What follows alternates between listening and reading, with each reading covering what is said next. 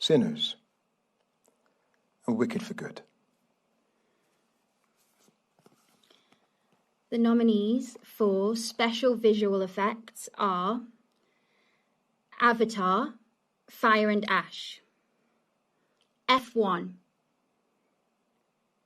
Frankenstein, How to Train Your Dragon, The Lost Bus. The nominees for supporting actress are Odessa Zion, Mighty Supreme, Ingabsdotter Lilas, Sentimental Value, Umi Masaka, Sinners, Kerry Mulligan, The Ballad of Wallace Island, Tiana Taylor, One Battle After Another, and Emily Watson, Hamnet. The nominees for supporting actor are Benicio del Toro, One Battle After Another, Jacob Elordi, Frankenstein, Paul Mescal, Hamnet, Peter Mullen, I Swear, Sean Penn, One Battle After Another, and Stellan Skarsgård, Sentimental Value. The nominees for leading actress are Jessie Buckley, Hamnet, Rose Byrne, If I Had Legs I'd Kick You, Kate Hudson, Song Sung Blue, Chase Infinity, One Battle After Another, Renata Reinsver, Sentimental Value, Emma Stone, Begonia. And the nominees for leading actor are Robert Aramayo, I Swear, Timothy Chalamet, Marty Supreme, Leonardo DiCaprio, One Battle After Another, Ethan Hawke, Blue Moon, Michael B. Jordan, Sinners, and Jesse Plemons, Begonia. The nominees for director are Yorgos Lanthimos, Begonia, Chloe Zhao, Hamnet, Josh Safdie, Mighty Supreme, Paul Thomas Anderson, One Battle After Another, Joachim Trier, Sentimental Value, and Ryan Coogler, Sinners. The nominees for Outstanding British Film are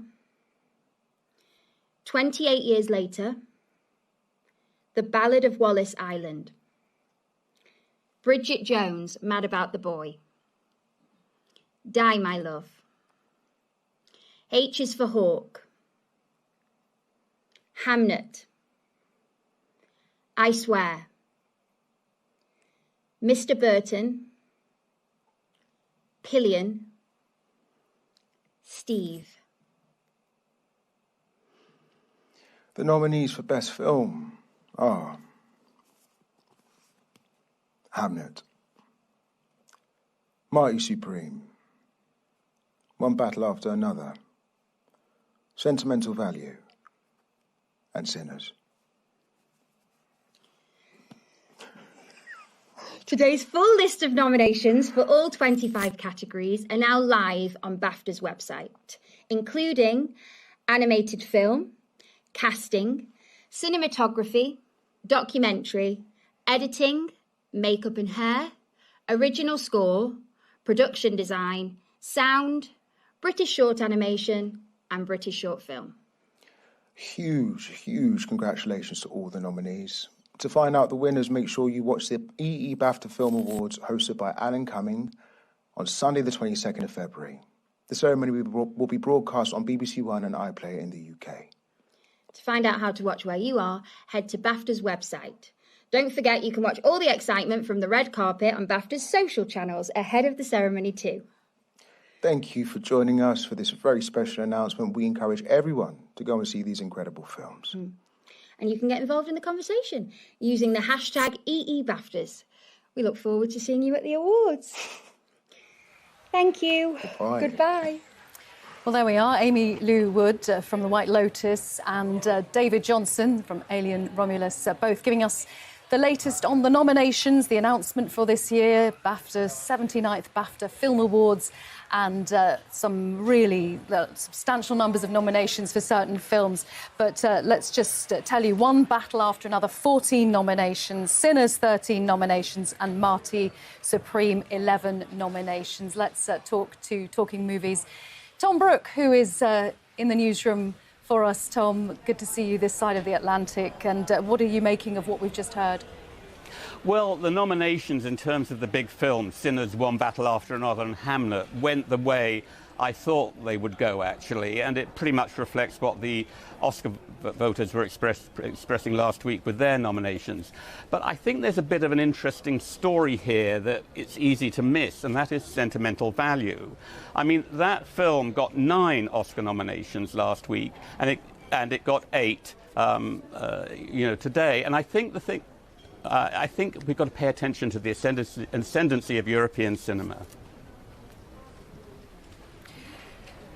Tom, just stay with us. We'll take you through some of the things that we heard for Best Film, the nominees: Hamnet, Marty Supreme, One Battle After Another, Sentimental Value, and Sinners.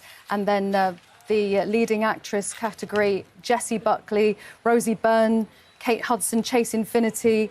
And we're just going to say goodbye to viewers who are leaving us on BBC Two. Thanks very much for being with us. You are watching BBC News.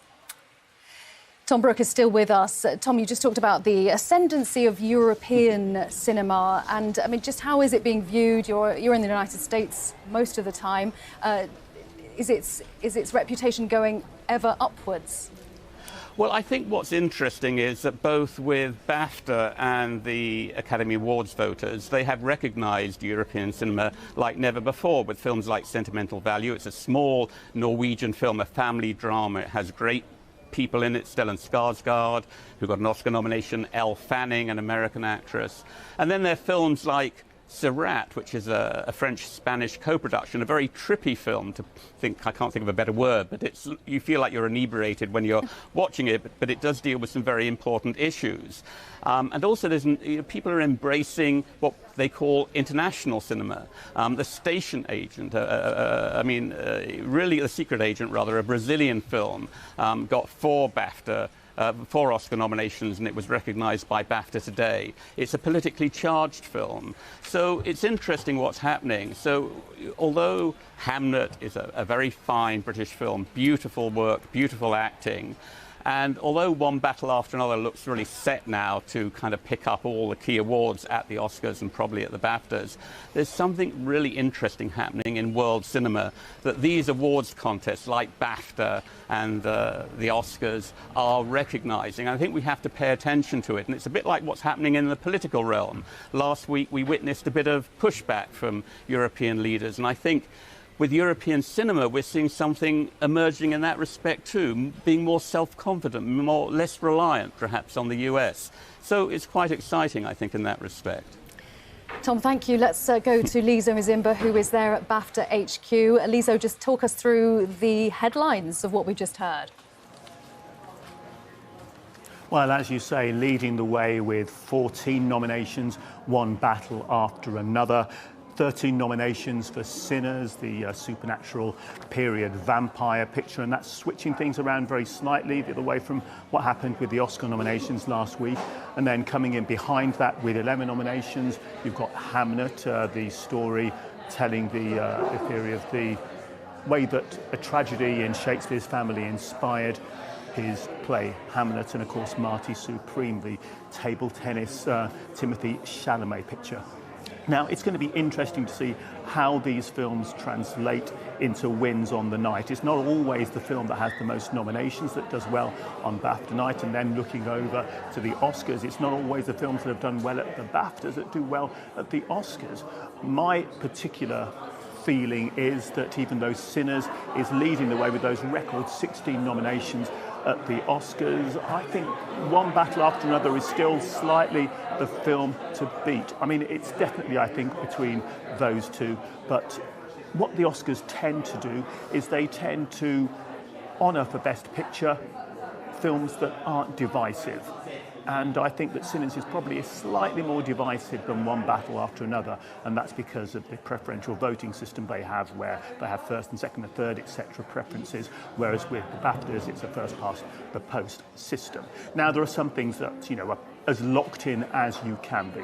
I think Jessie Buckley is probably the favourite on both sides of the Atlantic to take Best Actress. Best Actor is a little more open, possibly, but Timothée Chalamet probably has the edge on both sides of the Atlantic there. One slight surprise, I think Amy Madigan in a film called Weapons about weird goings-on with children running away.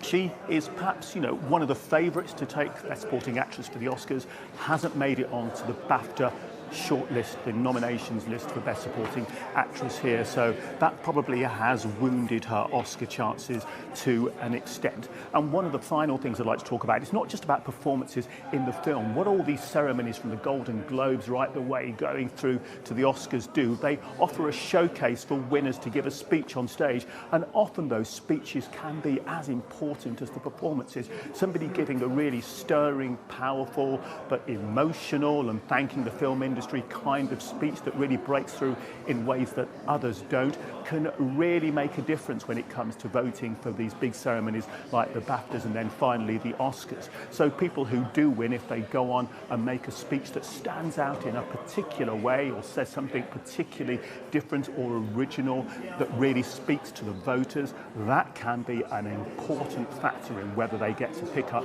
that golden statuette at the Academy Awards. Lizo, thank you very much. You can hear the buzz there down at BAFTA HQ. Lola Shoa is here with me. Lola, what did you make of the acting category nominations? So they're really interesting because at the BAFTAs, for each acting category, there are 6 nominations given out, which is different from the Oscars. And we're actually seeing some people on these lists that weren't nominated for Oscars. So Chase Infinity, now she missed out on a Best Actress, Leading Actress nomination at the Oscars for One Battle After Another. Yeah. Here she is on this list, so that's a fantastic achievement for such a young actress as well. Leading actor, you've got Robert Aramayo for I Swear, that British film, which has actually done incredibly well. It's got 5 nominations, so not only is he now nominated for BAFTA Rising Star, but he's also been nominated for Leading Actor Award, so, you know, the double whammy.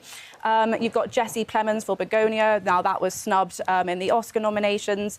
Odessa Zion, Marty Supreme, she also didn't get a nomination at the Oscars, but she has been recognised here by BAFTA for the supporting actress. And Emily Watson, it's great to see her get a Hamnet, get recognition for Hamnet. 2 more that I want to mention, if that's okay. Paul Mescal, also snubbed at the Oscars. We can see him here on the supporting actor list for Hamnet for his performance as Shakespeare. And Peter Mullen in I Swear. Now, he plays the caretaker and the kind of mentor figure to Robert Aramayo's character in I Swear. So it's wonderful to see him being recognised for his great performance here at BAFTA. Lola, thank you. Let's talk now to Posey Sterling. You may have heard her name. She has been nominated for a Rising Star Award for her performance in the film Lollipop. Posey, congratulations on your nomination for the BAFTA Rising Star Awards. It's really good to have you with us. Thank you so much. Give us your reaction, first of all. My reaction to... Hello? Hi. Yeah, just tell us what was it like to get that news? Oh, my goodness. What was it like to get that news? I mean, it was pretty wild. I was actually on top of a mountain when I found out. So that sounds quite biblical, I know. And my agent called me and we had a little cry. And then a very quiet walk down the mountain with my friends because I wasn't allowed to tell anyone. So I'm very, very happy that the news is out. You can go public at last, Posey. Just for the benefit of our audience who may not have seen Lollipop, just tell us a little about the film. So I play a young mum called Molly, and she has just been released from prison. She's done a very short sentence, and she is trying to regain custody of her children, but she can't get her children back until she finds somewhere to live. But she's only entitled to a 1-bedroom flat, and on release has been made homeless.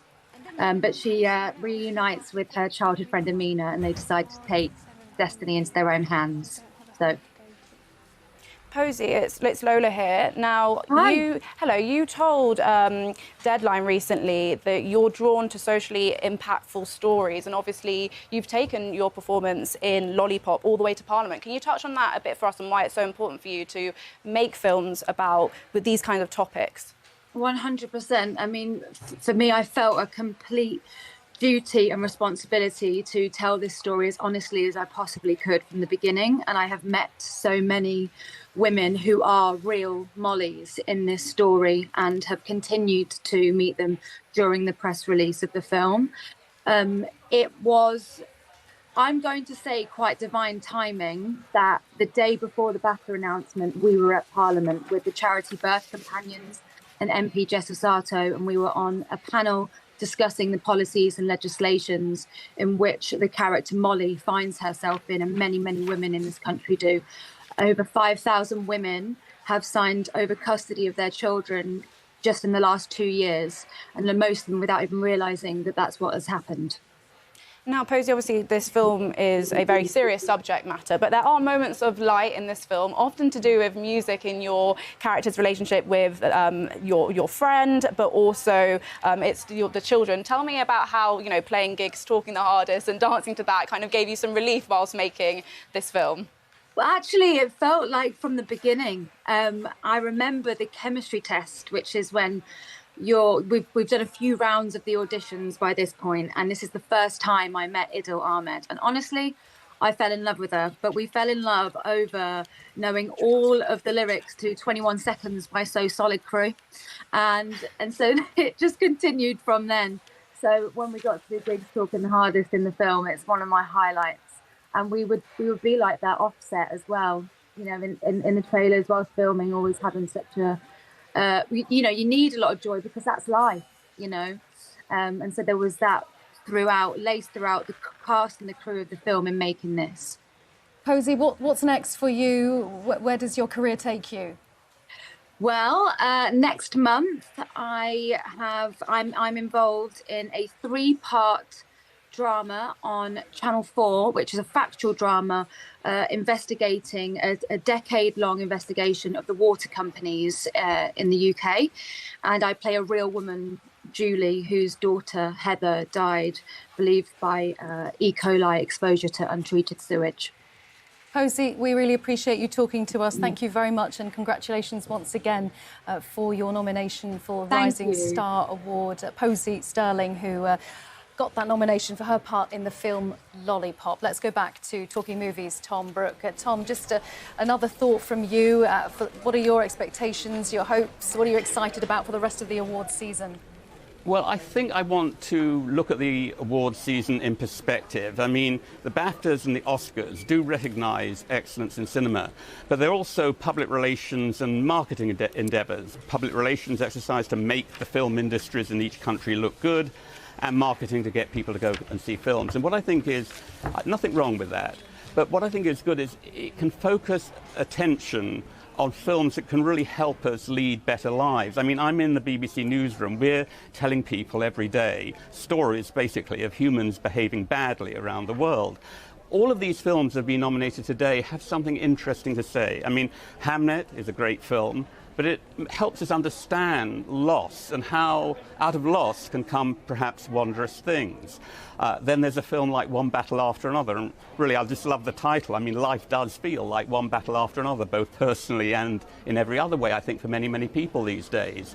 But also, I mean, I've spoken to a lot of the cast members from One Battle After Another, and I say, is this a political film? And they get uncomfortable. They say, no, it's a topical film. But it is a very political film because the people who are vilified in this movie are these rather creepy white supremacists. And I think that touches a nerve, given the body politic in America today. So these films really resonate. And I would say, just like I'm banging on about sentimental value, I think that's a great film with a very powerful message. It's about estrangement with a family and coming to a point where you don't totally resolve everything, but you recognize and respect others and having a difference of opinion. And that, I think, is a message we really need to actually worship in the world right now. And it's great to see these awards contests shining a light on these kinds of films. There's a lot of movement, a lot of speculation going on in the movie industry, and Tom, I just wanted to ask you, how is the industry overall? What sort of shape is it in? How is it coping? How is it adapting to the advance of streaming? Well, that's a really nice question that you asked, because we can get distracted by these awards. It makes it seem like everything is really good. But Hollywood is really, I think at a pivotal moment. The streamers are dwarfing it. Netflix is poised to take over and swallow up possibly one of Hollywood's greatest studios, Warner Brothers. So there's a huge shift. Audiences, at least in the US, have not come back to pre-COVID levels. And then there's, this thing that's called AI that we go on and on about, hanging over everybody's shoulder. I don't know what's going to happen, but I do know there is great energy and creativity in filmmaking today, in the independent sector, in the UK, in continental Europe, and they're telling us stories that we really need to hear. And that's why I like covering cinema, because 90% of what I see in movies is awful, but 10% are great, and they make me into a better person, I think, as a result, and I think for others too. Tom, thank you very much. It is really great to have you with us here in London. Tom Brooke, presenter of Talking Movies. And let's just a final thought from Lola Schroer, our culture reporter. Lola, just looking at the numbers of nominations for these films, we've got One Battle After Another with 14 nominations. The Oscars, it was Sinners that ran away with the number of nominations, 16. It's slightly different BAFTA slant on this. It is slightly different. So as you said, Sinners at the Oscars got 60 nominations, 13 here at the BAFTAs. Still obviously incredible, and a lot of nominations, but One Battle After Another has beaten Sinners here. We'll have to see what happens on the night. Hamnet and Marty Supreme both got 11 nominations and 8 nominations for Frankenstein, which we haven't mentioned much. No. Obviously Jacob Elordi and Oscar Isaacs in that film, and Sentimental Value. But I think that something which is really nice is that we're seeing British and Irish films kind of highlighted in, and Scottish films and Welsh films highlighted in the acting categories here. And we're also seeing a lot of first-time nominees. So in the Best Director category, 2 of the 6 directors are first-time nominees at the BAFTAs. Ryan Coogler for his original film. It's really important to remember that Sinners is an original film. And Josh Safdie for Marty Supreme. So a lot of first-time nominees, a lot of nominees that are showing up as well that haven't been successful so far. Well, not so far, but haven't been successful at the Oscars or the Golden Globes. So I think it's showing BAFTA's differences.